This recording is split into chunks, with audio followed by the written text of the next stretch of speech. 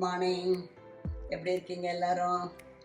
இன்றைக்கி உங்களுக்கு திருநெல்வேலி ஸ்பெஷல் சுதி பண்ணி காமிக்க போகிறேன். சுதி அது வந்து எல்லா வெஜிடபிள்ஸும் அதில் போடுறோம். பருப்பு கிடையாது, காரம் தேங்காய் கிடையாது.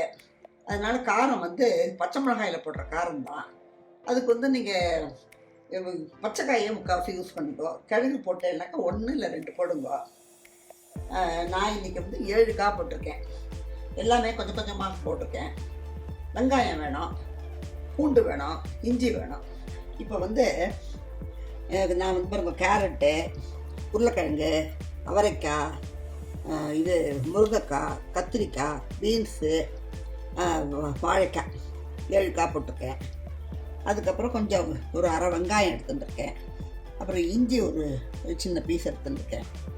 காரத்துக்கு தேவையான பச்சை மிளகாய் எடுத்துட்டுருக்கேன். பொட்டுக்கடலை வேணும் அதுக்கு. அது இப்போ நம்ம பண்ணும்போது உங்களுக்கு சொல்கிறேன். இது வந்து நம்ம இப்போ தேங்காய் பால் வந்து இது வந்து 3வது ஃபஸ்ட்டு பால், இது திக்கு. இது 2வது பால் 3வது பால் சேர்ந்து கொஞ்சம் தண்ணியாக இருக்கும். ஏன்னா இந்த தேங்காய் பாலில் தான் நம்ம வேக விட போகிறோம் இந்த காயெல்லாம். அதுக்கு தான் இப்போ நம்ம எப்படி பண்ணுறதுன்னு பார்ப்போம்.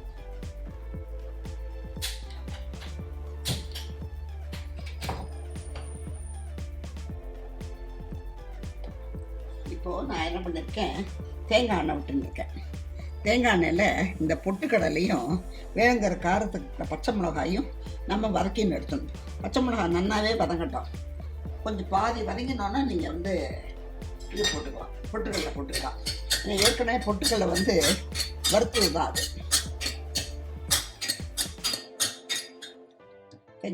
பச்சை மிளகாய் நல்லா வதங்கி கொஞ்சம் நிறம் மாறிட்டோம். அந்த ஸ்டேஜில் நீங்கள் பொட்டுக்கடலை போட்டுக்கலாம். நல்லா வதங்கிடுது. இப்போ கொஞ்சம் கேஸை சிம் பண்ணிட்டு இந்த பொட்டுக்கடலையும் போட்டுருந்தோம். 2 சேர்ந்து ஒரு 5 நிமிஷம் வந்தால் போதும். ஏன்னா இதை நம்ம அரைக்க தான் போகிறோம். அதனால்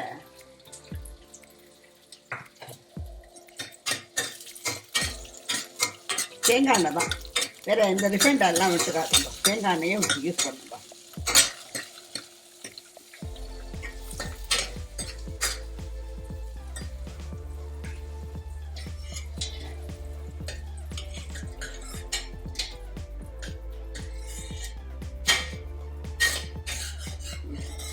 பொட்டுக்கடலையும் கலர் சேஞ்ச் ஆகிடுச்சு. இந்த ஸ்டேஜில் நம்ம வந்து எடுத்துடலாம். அந்த எண்ணெய் இருக்குது, அதனால் நம்ம அடுத்தது பண்ண போகிறதோ அந்த எண்ணெயிலே பண்ணிக்கலாம். புதுசாக எண்ணெய் விடணும் அவசியம் இல்லை.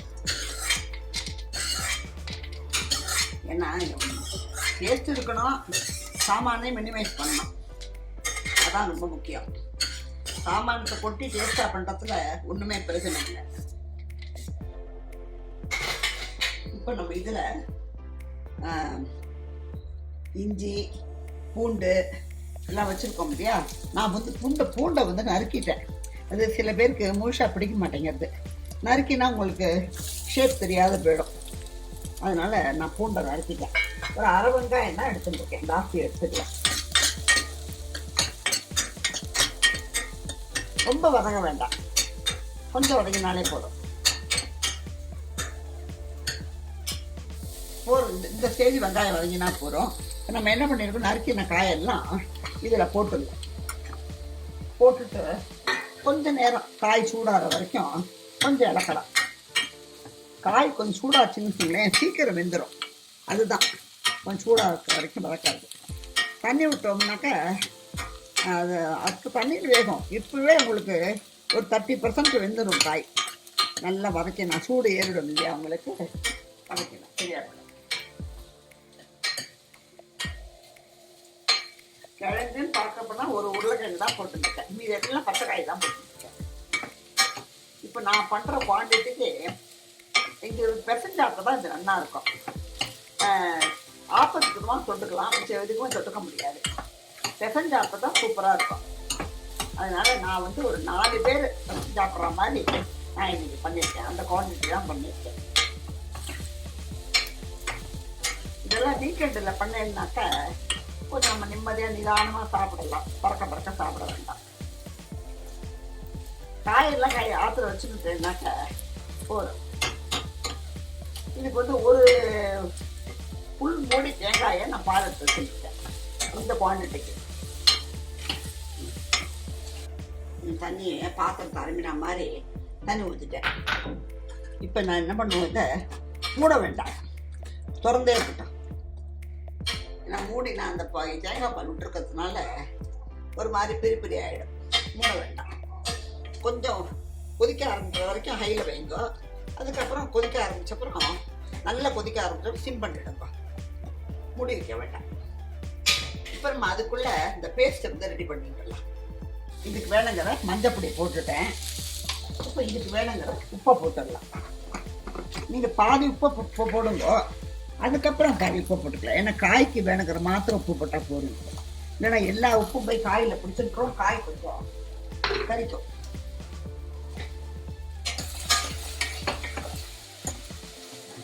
நல்லா வதங்கிட்டு இப்போ நம்ம என்ன பண்ணுவோம், 2வது பால் 3வது பால் எடுத்து வச்சுருக்கோம் பற்றில, அதை இதில் ஊற்றிடுவோம்.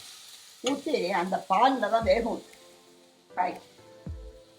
ஈஸியாக வேகிற காய் தான், அதனால சீக்கிரம் வந்துடும். கொஞ்சம் தண்ணியும் ஆட் பண்ணிக்கலாம், ஒன்றும் பிரச்சனை இல்லை. நான் ஃபுல்லாக பால் விடணும்னு அவசியம் இல்லை. இந்த காய் நல்லா வேகணும் இல்லையா உங்களுக்கு. இந்த பச்சை மிளகாய் புட்டுக்கள்லையும் வதக்கணும் பற்றில, அதை அரைச்சி வச்சுருக்கேன். அதை இதில் போட்டுலாம் இந்த ஸ்டேஜில். ஏன்னா இப்போ போட்டால் தான் அந்த முருங்கைக்காய் மிச்ச காயில் எல்லாம் அந்த காரம் ஏறும். இது போட்டுட்டு ஒரு 10 கொதி கொதிக்கிட்டோம். அப்புறம் கேஸ் அனுப்பிச்சிடுறாங்க.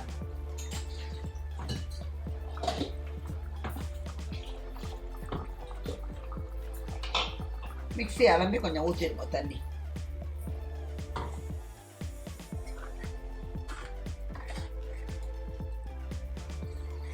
இது பிசைஞ்சு சாப்பிட்ற பதத்தில் தான் நான் பண்ணியிருக்கேன். கொஞ்சம் ஹை பண்ணிருக்கோம், கொதிக்க ஆரம்பிக்கும். ஒரு 10 கொதி கொண்டு இருந்தால் போதும். கேஸ் அணைச்சிடலாம். அணைச்சிட்டு இந்த 3ஆம் பாலை ஊற்றிக்கலாம். நம்ம பாதி உப்பு தானே இப்போ போட்டோம். நம்ம இப்போ இன்னொரு பாதி உப்பை போட்டுடலாம். காயில் எல்லாமே பிடிச்சிக்கும்.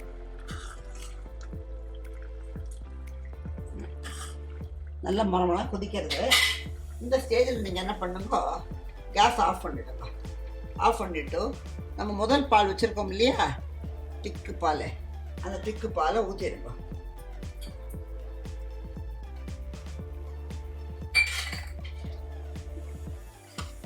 பாலை ஊற்றினப்பறம் கொதிக்க வேண்டாம். கொதிக்கும் போது அணைச்சிட்டு பாலை ஊற்றிடுங்க. இப்போ நம்ம என்ன பண்ணுவோம், தேங்காய் எண்ணெயில் கடுகு உளுத்தம்பருப்பு தாளிச்சு கொடுப்போம். என்ன பண்ணுங்க, இறக்கி வச்சப்புறம் ஒரு பாதி மூடி எலுமிச்சம்பழத்தை புழிஞ்சிருங்க. அடுப்பில் இருக்கும்போது புழிய வேண்டாம், இறக்கி வச்சப்புறம் புழிஞ்சா போகிறோம். புழிஞ்சு இறக்கி விட்டுருங்க போகிறோம். மறுபடியும் கேஸில் வைக்க வேண்டாம். அது புளிப்போட எல்லா இதுவும் இருக்கும். வெங்காயத்தோட ஸ்மெல்லு, பூண்டோட ஸ்மெல்லு, காரம், தேங்காய் பாலோட ஸ்வீட்னஸ்ஸு எல்லாம் இருக்கும். அதனால் நல்லா சேர்ந்த கலவை கலர்ஃபுல்லாக இருக்கு பாருங்க. எல்லா காயும் நம்ம சேர்த்தா மாதிரி ஆகிடும். ஒரே இதுலேயே டேபிள் ஸ்பூன் வந்து எடுத்துங்க. தாளிச்சு கொட்டத்துக்கு கடுகு உளுத்தம்பருப்பு,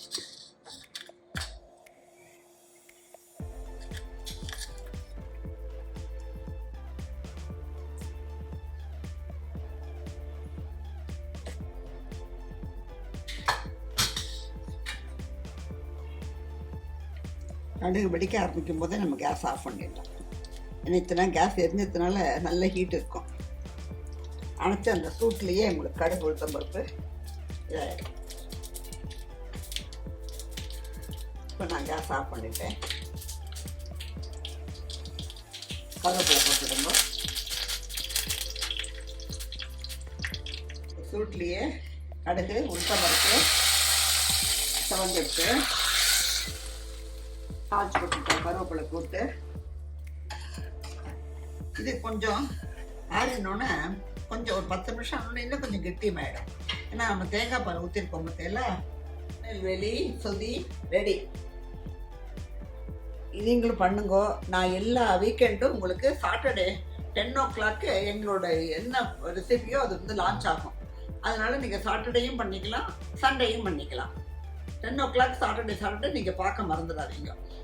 இது வந்து திருநெல்வேலி ஸ்பெஷல். திருநெல்வேலியில் ஹோட்டலில் சில நாளைக்கு தான் ஸ்பெஷலாக வைக்கிறான். டுடே ஸ்பெஷலுங்கிற மாதிரி எல்லா வீக் 7 டேஸும் கிடைக்கிறதில்ல. நீங்களும் பண்ணி பாருங்கள். உங்களுக்கு ரொம்ப பிடிச்சதுனாக்க நீங்கள் வீக்லி ஒன்ஸ் இதை பண்ணுங்க. சுதி, திருநெல்வேலி சுதி ரெடி.